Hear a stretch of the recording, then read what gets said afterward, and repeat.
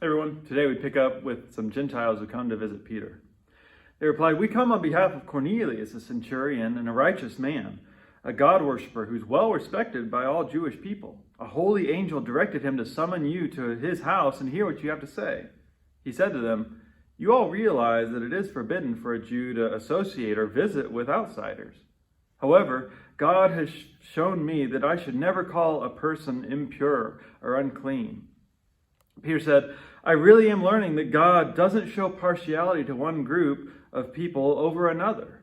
Rather, in every nation, whoever worships him and does what is right is acceptable to him. This is the message of peace that he sent to the Israelites by proclaiming the good news through Jesus Christ. He is Lord of all."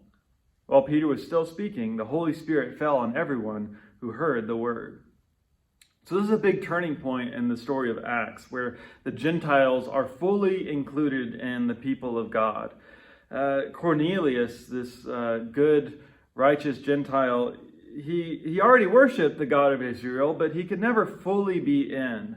Somehow he was, unclean. And so through this earlier vision and today's encounter, Peter comes to understand a deeper truth. That despite some of the ways that the Jewish people had understood or misunderstood their status, God doesn't have a favorite group.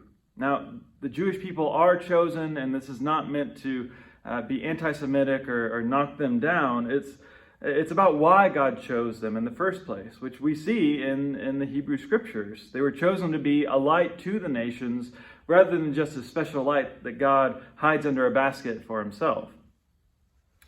And so God doesn't play favorites, and we also have this statement here that God shows no partiality.